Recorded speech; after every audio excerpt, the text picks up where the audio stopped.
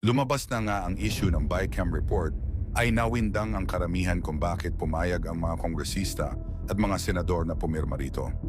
Marami ang nagtaka kung bakit nakalusot pa rin ito at naaprobahan ni Pangulong Marcos. Sino-sino nga ba ang nasa likod ng maanumalyang nagdagdag ng mga appropriations sa BICAM report?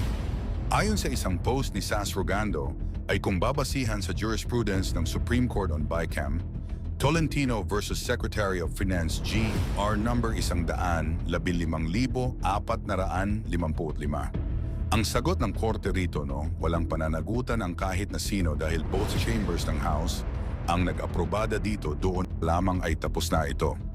The judge ruled what should really be important is that both chambers of Congress approved the bill reported out by the Conference Committee. In my considered view, the act of both chambers of Congress in approving the Conference Committee bill should put an end to any inquiry by this court as to how the bill came about. In other words, this is constitutional. We are fucked because during bicameral meetings, they can just arbitrarily increase their budget. Today, it's 17.3 billion. Next time, how much? We are fucked because this will just keep on increasing, and they know the Supreme Court cannot do anything about this. Even the president, no matter who he is, cannot stop this. Because this is a legislative act. The power of the purse belongs to Congress. Dagdag pa nito na ang tanging paraan lamang para mapahinto ang pagdagdag ng budget ay bumuto ng no ang majority.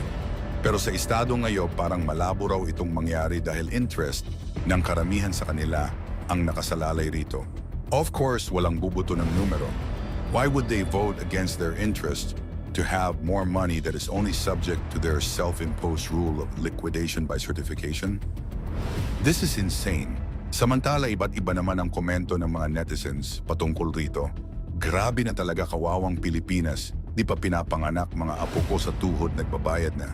Naiiyak ako sa galit dahil ganun na lang lapastanaganin tayo ng mga politiko. This government is making this country so poor and creating a generation of slaves. Abolish Congress and Senate